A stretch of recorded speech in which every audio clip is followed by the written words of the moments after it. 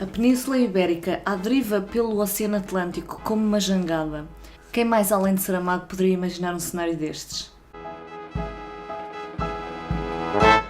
Olá a todos! Este mês a Cláudia do canal A Mulher que Ama Livros está a organizar um projeto que é uma espécie de leitura conjunta entre nós portugueses chamado Ler os Nossos, além ainda da iniciativa de Ler Saramago, ou seja, quem quiser juntar-se a este projeto durante este mês de novembro poderá ler qualquer um dos livros de Saramago.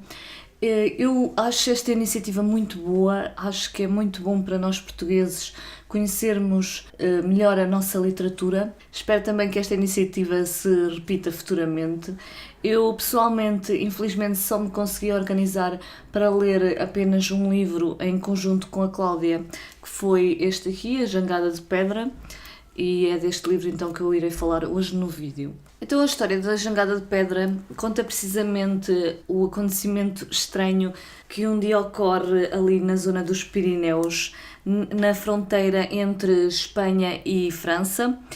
Começa então a surgir uma fratura lentamente ao longo dessa fronteira e que vai acabar por separar a Península Ibérica do resto da Europa. A Península Ibérica começa então a viajar, digamos que lentamente, pelo Oceano Atlântico e é precisamente sobre essa viagem que trata este livro. Esta imagem da Península Ibérica a viajar pelo Oceano Atlântico é ilustrada com esta bonita frase aqui da contracapa do livro, de um anónimo português, que diz: "A Península Ibérica tem a forma de uma jangada." O que me leva a pensar se não terá sido nesta frase que Saramago se inspirou para escrever o romance.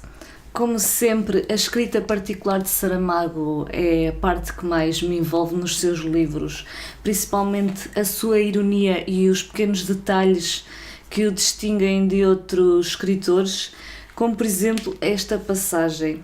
De mãos vazias, ásperas de sal, humilhadas de frustração, os governos limitaram-se a publicar que, sob os auspícios das Nações Unidas, se procederam a um exame das eventuais alterações introduzidas pela deslocação da península no habitat das espécies piscícolas. Não foi caso de parir a montanha um rato, mas sim de dar o oceano à luz uma petinga.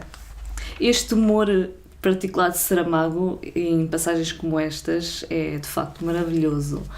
O romance começa logo a conquistar-me logo desde o início, logo desde o primeiro capítulo, quando ele faz aqui referências mitológicas, comparando uma terra que havia ali na zona de França, salvo erro, ali na fronteira entre França e Espanha, chamada Cerbère, e ele vai então comparar esse nome com o Cérbero, que é o cão de três cabeças que guarda o Hades na mitologia, equivalente à Terra dos Mortos. Ele vai então pegar nessa personagem mitológica, o Cérbero, e vai comparar com os cães daquela localidade que, tal como o Cérebro, não tinham cordas vocais ou por algum motivo nunca ladravam, mas que no dia em que a fratura surge entre a Península Ibérica e a Europa começam a ladrar como se estivessem a pressentir que algo diferente ou algo de mal estava a acontecer.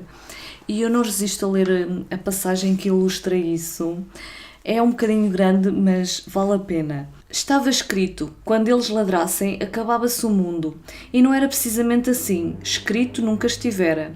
Mas nos grandes momentos precisamos sempre de grandes frases. E esta, estava escrito, não sabemos que prestígio tem, que ocupa o primeiro lugar nos prontuários do estilo fatal. Temendo com mais razões do que ninguém o que estava para acontecer, os habitantes de Cerbère começaram a abandonar a cidade, em massiva migração para terras mais sólidas, talvez que o fim do mundo não chegasse tão longe. Agora desculpem-me a minha pronúncia, só tive 2 anos de francês e não me lembro de nada sobre a pronúncia.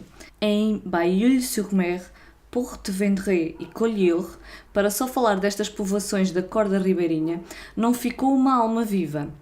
As mortas, porque tinham morrido, deixaram-se ficar com aquela inabalável indiferença que as distingue da restante humanidade. Se alguma vez alguém disse o contrário, que Fernando Pessoa visitou Ricardo, estando um morto e o outro vivo, foi imaginação insensata e nada mais.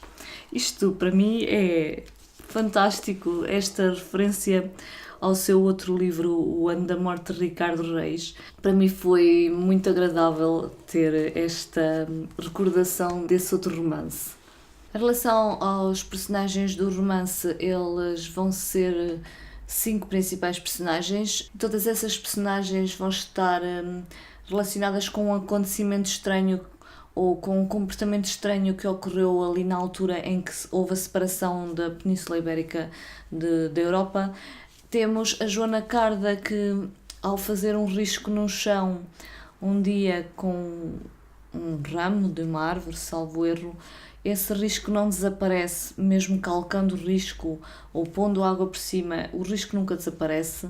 O Joaquim Sassa um dia estava a passear à beira-mar, numa das praias do norte de Portugal, pegou numa pedra e atirou-a ao mar, e apesar do peso dessa pedra, ela vai ressaltar como aquelas pequenas pedras que às vezes atiramos ao rio e elas ressaltam, essa pedra vai ressaltar igualmente, o que é praticamente impossível por ela ser extremamente pesada. O Pedro Orce é um espanhol e que sente a terra a tremer desde esse dia, mesmo quando todos os sismógrafos, acho que é assim que se diz, não têm qualquer sinais de tremores de terra, eles traçam uma linha reta. O José Anaisso, que desde esse dia um grupo de estorninhos sobrevoa atrás dele e vão para todo lado, para onde quer que ele vá. E temos também a Maria Guaveira, que é do norte de Espanha, da zona da Galiza, que um dia encontrou um pé de meia no sótão, começa a puxar pelo fio desse pé de meia e o fio não acaba, não tem fim, ela puxa sempre e o fio não termina.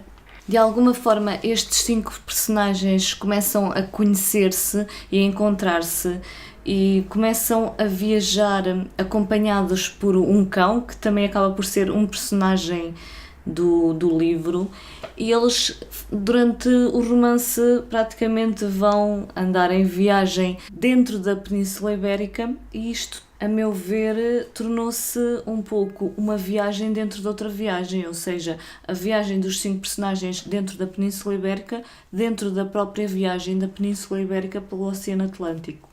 Um pormenor interessante é que, quando eles passam por Lisboa, eles vão escolher precisamente o Hotel Bragança para se instalarem durante uns dias na Rua do Alecrim, que é precisamente o hotel em que ficou o Ricardo Reis no romance do Saramago, O Ano da Morte de Ricardo Reis, mais uma vez essa referência. Mas à parte desse pormenor, talvez seja pertinente perguntarmos porque é que Saramago inventou este cenário desta viagem da Península Ibérica e da separação da Península Ibérica. Eu penso que a intenção dele foi provocar um pouco a reflexão do que é ser ibérico, a reflexão sobre a nossa identidade, qual é a diferença entre ser-se ibérico e ser-se europeu, o que é que nos une a nós como povo ibérico.